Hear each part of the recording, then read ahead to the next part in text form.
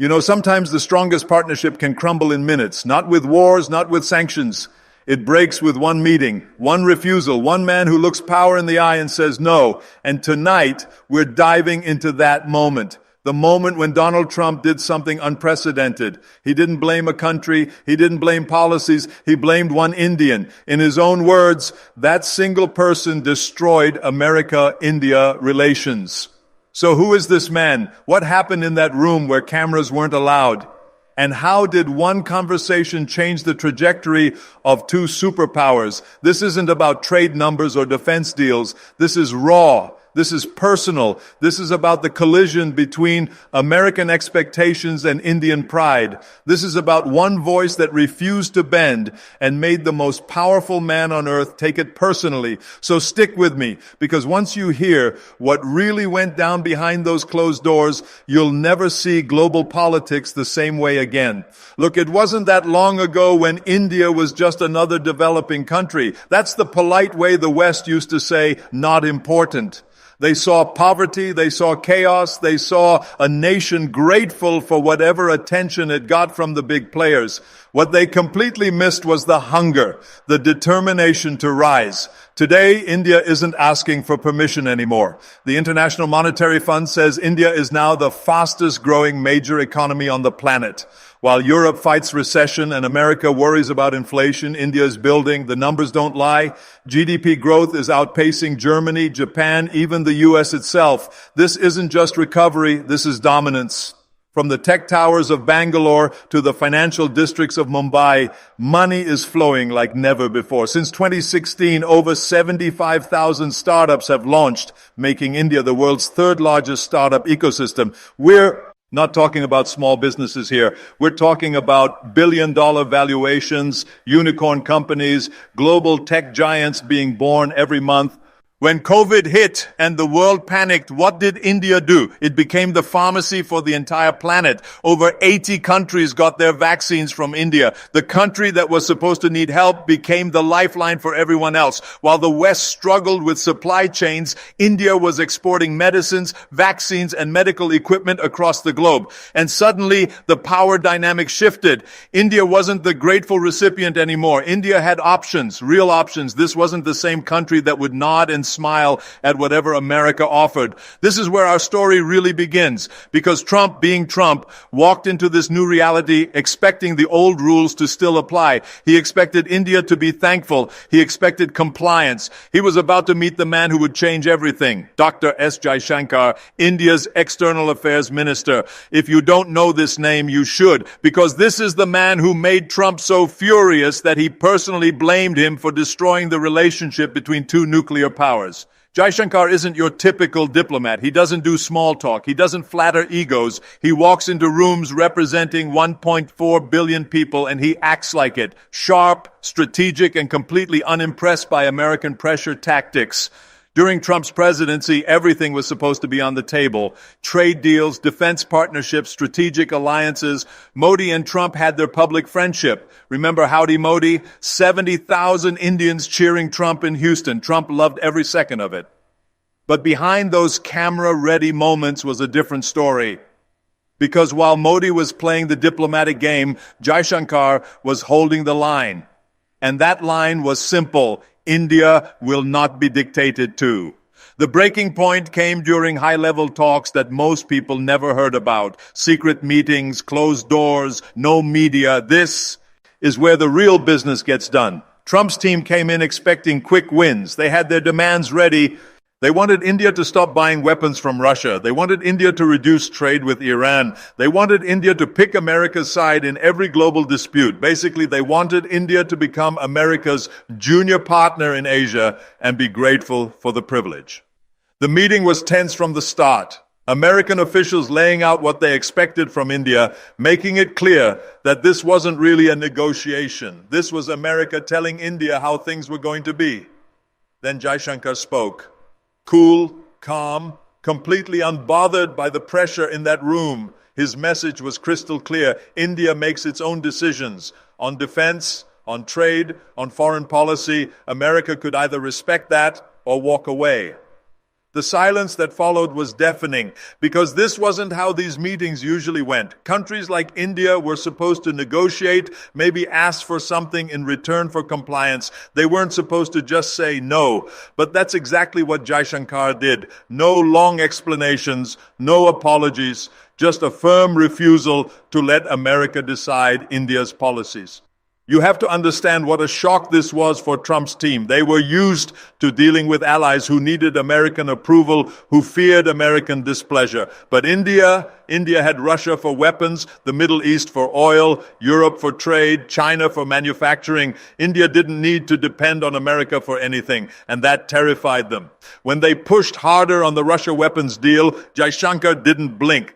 India would buy what it needed from whoever offered the best terms. When they demanded India condemn Russia over Ukraine, Jaishankar said India would stay neutral. When they wanted India to cut ties with Iran, Jaishankar said India's energy security came first. Every American demand met with quiet, unshakable resistance. This drove Trump absolutely insane, because Trump's entire foreign policy was built on personal relationships. He needed world leaders to like him, to seek his approval, to make him feel important. But Jaishankar, he treated Trump like any other world leader, equal, not superior. For Trump, being treated as equal felt like disrespect. The final straw came during defense talks. America wanted India to cancel its purchase of Russian S-400 missile systems. These are some of the most advanced air defense systems in the world.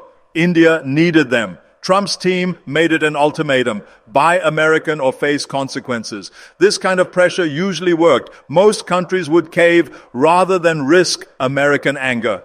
Jaishankar's response was ice cold. India will make decisions based on India's interests. That's what sovereign nations do.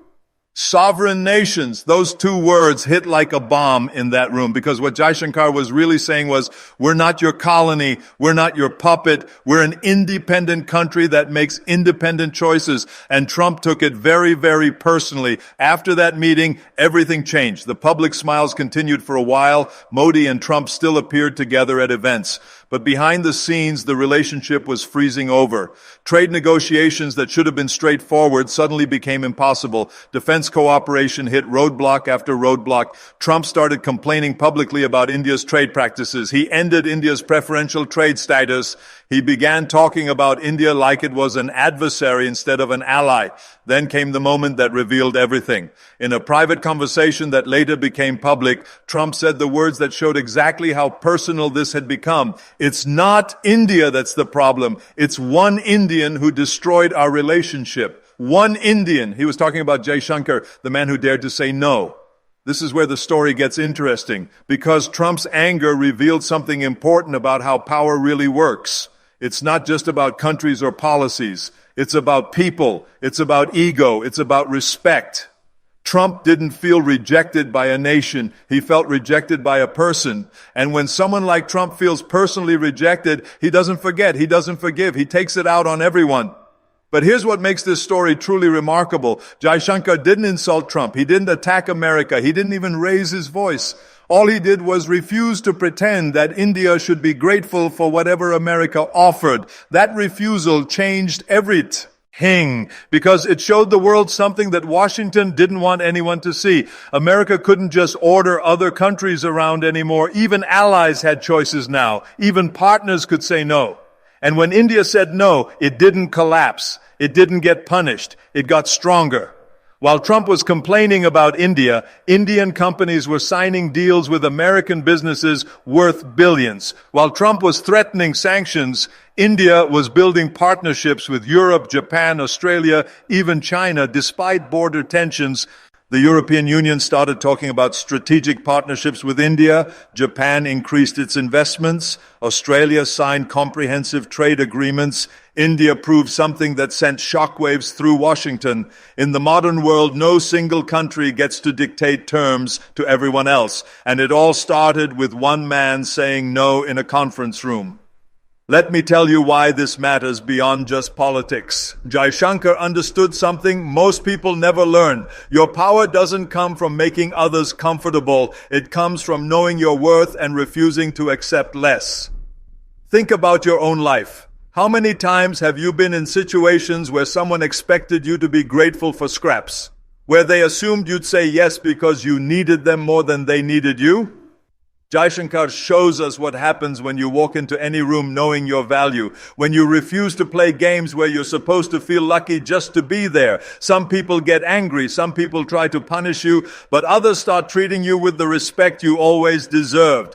Fast forward to today. Trump is back in power as of January 2025. The relationship between America and India is still complicated, but something fundamental has changed. America no longer assumes India will automatically agree. American businesses know they have to compete for Indian partnerships. American politicians know they have to treat India as an equal. And Jaishankar, he's still there, still calm, still refusing to accept anything less than respect. The man Trump blamed for destroying the relationship became the architect of India's new global position, a position where India doesn't choose sides in other people's fights, where India makes its own decisions, where India partners with everyone but belongs to no one. This is strategic autonomy, and it drives traditional powers crazy because it means you can't be controlled, can't be predicted, can't be taken for granted. When Russia invaded Ukraine, everyone expected India to condemn Russia and join sanctions. India chose neutrality, not because it supported the war, but because it refused to let others write its foreign policy. When China and India had border clashes, everyone expected India to automatically align with America. Instead, India handled it directly while maintaining trade with both countries. But this story goes beyond Trump and Jaishankar. This is about how power shifts in the modern world. For 70 years, global relationships worked one way. America set the rules, everyone else followed. If you followed well, you got rewards. If you didn't follow, you got punished.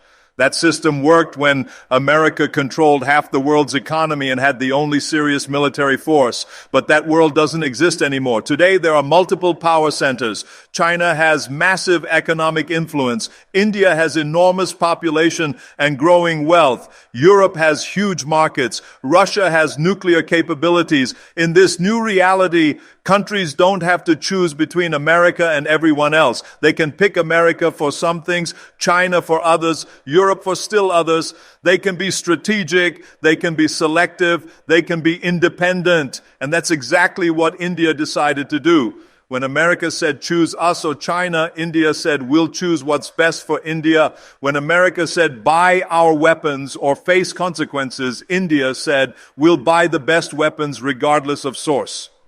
When America said support our position on Russia, India said we'll support peace, not sides. This wasn't anti-American policy. This was pro-Indian strategy. But to Trump, it felt like betrayal because he was used to countries needing American approval to survive and prosper. The U.S. India situation wasn't unique during Trump's presidency. He had similar conflicts with Germany's Angela Merkel, France's Emmanuel Macron, Canada's Justin Trudeau. The pattern was always identical. Trump would meet foreign leaders expecting deference. When he got partnership instead of submission, frustration would build. When he got independence instead of compliance, anger would explode. And usually he'd blame one specific person, not the entire country, not the system, one individual who had the audacity to treat him as an equal rather than a superior. Here's why this story matters beyond international politics and diplomatic drama. It's about how power works in your personal life. Every single day you walk into situations where people expect you to accept less than you deserve. Your boss who wants longer hours for the same salary. Your client who demands more work for the same payment. Your relationships where you're expected to compromise your values to keep others comfortable. In those moments, you face the same choice Jaishankar faced. Accept unequal terms to maintain peace, or demand equal treatment and risk losing the relationship entirely. Most people choose the first option. They accept less because they fear losing what they have. They stay quiet because they fear conflict. They compromise their principles because they fear consequences. But here's what Jaishankar understood that most people miss completely. Sometimes relationships aren't worth keeping if they require you to accept less than you deserve. Sometimes peace isn't worth maintaining if it requires silence about unfairness. Sometimes safety isn't worth preserving if it demands compromising your core values. When Jaishankar said no to Trump, he wasn't trying to be difficult or stubborn. He was demanding to be respected as an equal. And respect can never be given as charity. Respect must be earned through strength. Sometimes earning respect requires risking rejection completely. The people who shape history, who change industries, who build movements, who create lasting legacies, they're not the ones who always say yes to everything. They're the ones who know exactly when to say no. They understand that some relationships are only valuable on equal terms. They would rather walk away from bad deals than accept bad deals. They measure success not by what they avoid losing, but by what they refuse to tolerate. So the next time someone questions your worth, your position, your right to equal treatment, remember this exact moment. One diplomat, one conversation, one stand that changed global dynamics forever. Because that's how real change happens. That's how nations rise from followers to leaders. And that's how individual voices can echo across the entire world. You don't have to fight loudly to be powerful. You just have to know exactly who you are and what you won't compromise. And when pressure comes, when demands are made, when people expect you to shrink to make them comfortable, that's when your character gets tested. Jaishankar passed that test. He showed the world that New India doesn't ask for respect, it commands respect. He demonstrated that dignity isn't negotiable, even when dealing with the world's most powerful leaders. This moment matters because it proves that principled resistance can reshape entire relationships. That standing firm on your values can change how others see you permanently. That sometimes the most powerful thing you can do is simply refuse to accept less than you deserve. Today, U.S. India relations continue, but they're fundamentally different. They're not hostile, but they're not what they could have been. Both nations still cooperate on many issues while maintaining disagreements on others. India kept buying Russian energy after Ukraine conflict began. America wasn't pleased but couldn't stop it. India continued developing economic ties with China despite American pressure to contain China. Again, America disapproved but had to accept reality. The relationship survives because both countries need each other strategically, but it's now a relationship between equals.